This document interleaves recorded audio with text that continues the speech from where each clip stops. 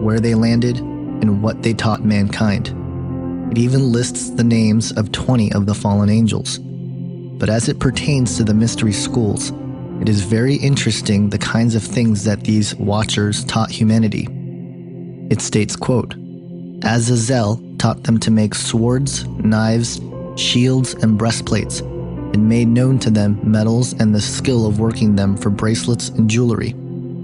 Azazel also taught the use of antimony for coloring the eyelids, along with all types of precious stones and dye formulas.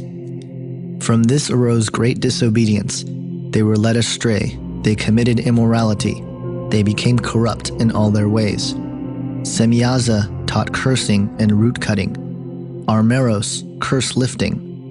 Barakoyel taught star signs. Kokabel, star patterns. Ezekiel, cloud lore. Arakiel, land signs. Shamziel, sun signs. And Sariel, moon pathways. End quote. According to the book of Enoch, this is the origin of the mystery schools. The fallen angels taught mankind weapon making and warfare, applying makeup and jewelry, introduced mankind to psychedelic drugs, vampirism, enchantments, and cursings, as well as astrology. It is quite remarkable to see how much of what these watchers taught not only relate to the ancient mystery religions, but are common everyday things of the world we live in today.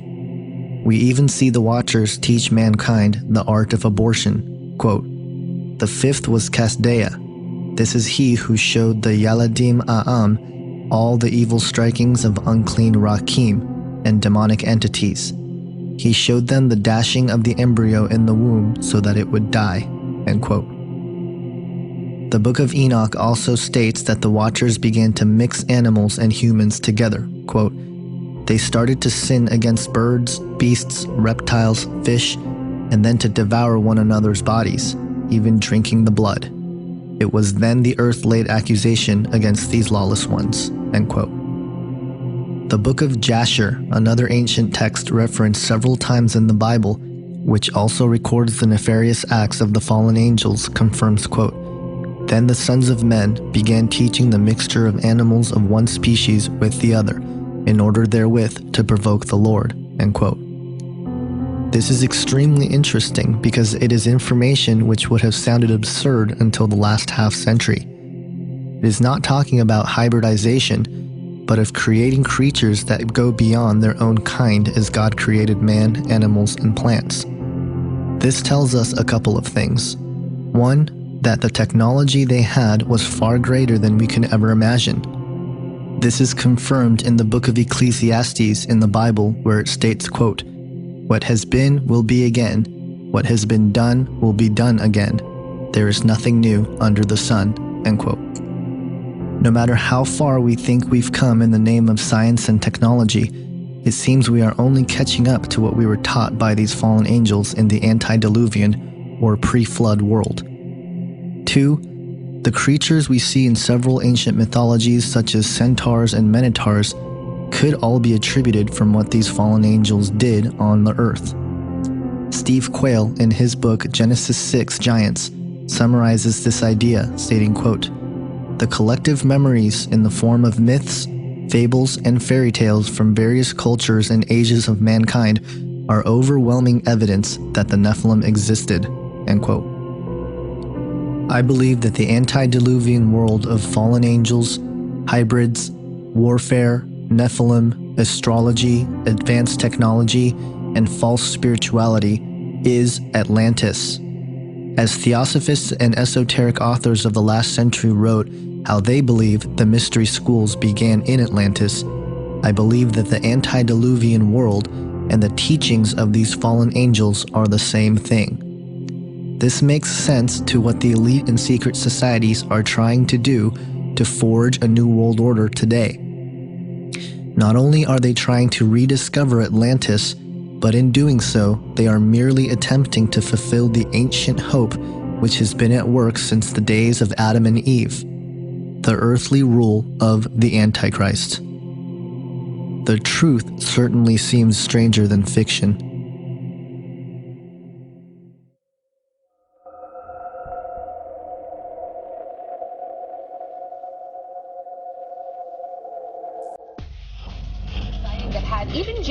coworkers scratching their heads.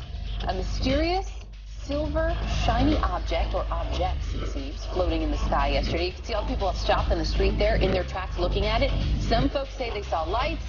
Others were maybe waiting for little green men to arrive. It was Centerville, a buzz tonight, a bright blue light spotted moving in the sky. And here's what she captured. This bright, fiery light moving across the sky. Sea surveyors say they found what can only be described as the wreckage of a crashed spaceship. That's getting real bright. Stacey Gibson can't tell you what she captured on home video, but she can tell you she's never seen anything like it.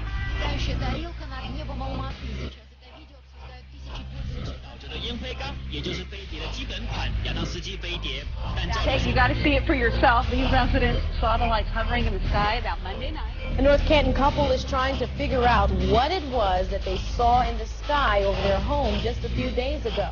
Mysterious, unexplained, orange-colored objects. Karen, they tell us that they saw lights, but those lights were not from an airplane or a helicopter, and these lights dropped something as they hung low over the sky. Mike was in the Air Force and says the lights hovering in the sky were unlike any he had seen. Objeto luminoso foi visto no céu pelos moradores e, espantados, ligaram para a polícia.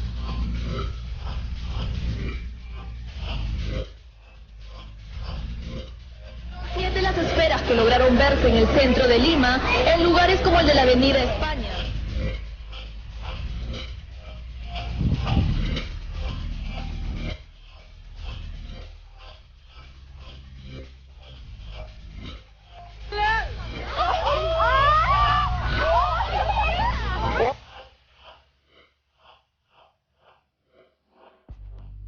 Maybe it's a comet.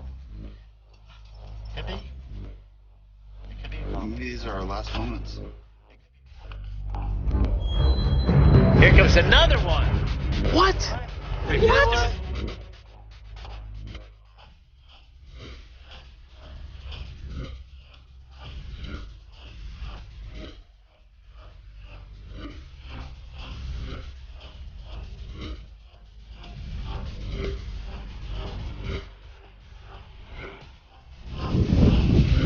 I don't know if I'm getting it or not. Oh, the top is even metallic-y.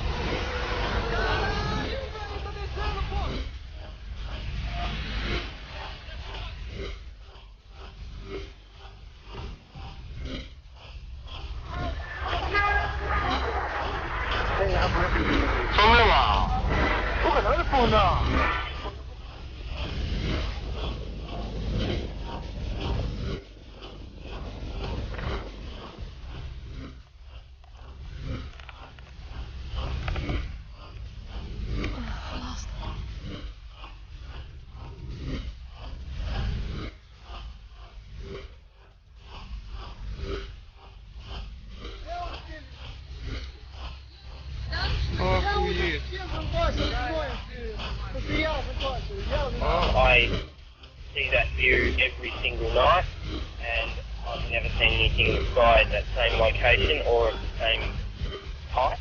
I've never seen those sort of lights up in the sky.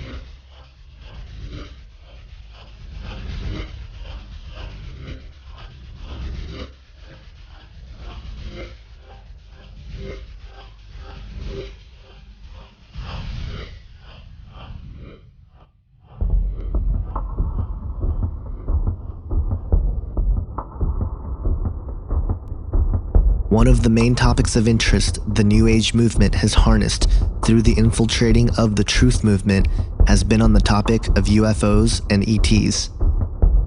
Many of these folks, like David Wilcock, David Icke, Jordan Maxwell, and many others, have in fact verified the concept that the UFO phenomenon is not necessarily flesh and blood beings, but are a race of highly evolved spiritual entities who have attained what we refer to as godhood and power over the elements of nature and physics of which we are currently limited to.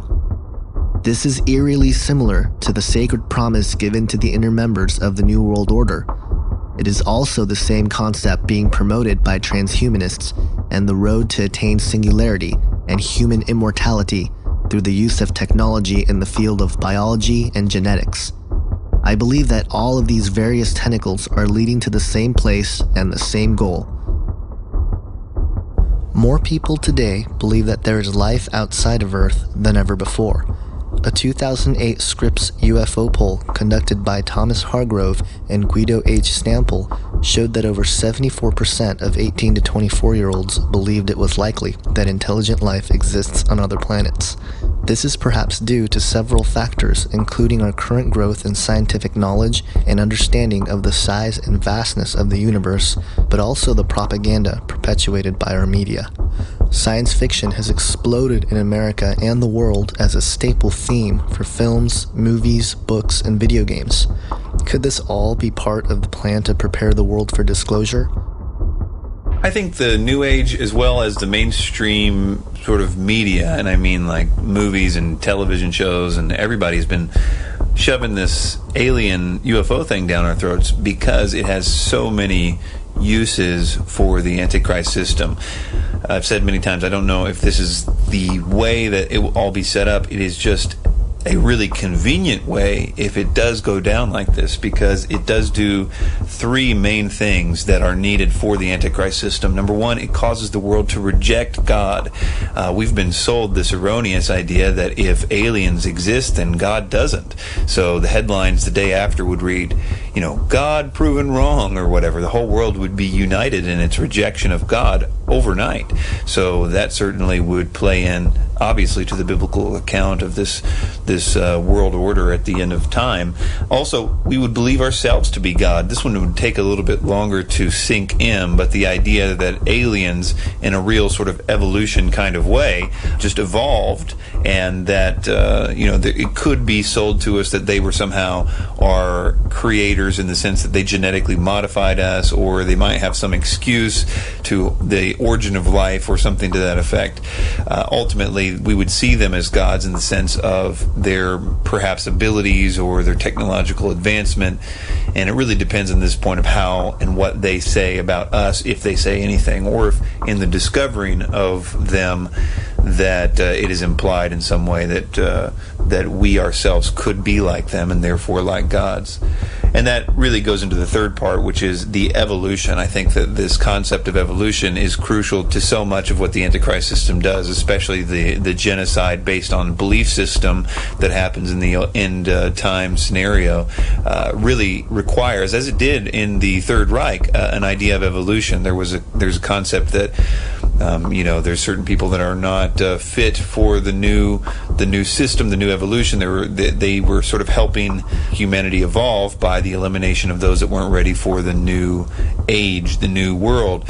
Hitler believed in the fifth root race of Blavatsky, but yet I think this new system is going to have a very unique version of evolution. And of course, the appearance of aliens really validates that on a worldwide scale. No longer do you have to, have this sort of underground preaching of theosophy as it was in Hitler's time, but rather the whole world is united in this understanding, or perceived understanding, of potential evolution coming. After all, the aliens are here. We can be like them. They just simply evolved like we have the potential to do. We can become like them. We can communicate telepathically or whatever, as long as we are willing to take that next step. And there's this great precipice that we're now at this ability to move to this next level, but it's all going to be in the context of God has just recently been disproven, but yet there will be people on earth that can't quite go with the new system because they're stuck in the old paradigm of God does exist and the Bible was accurate and these aliens are a deception.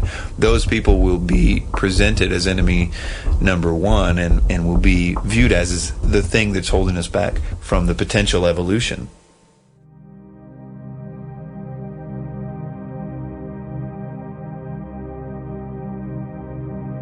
Are there UFOs and ETs in the Bible?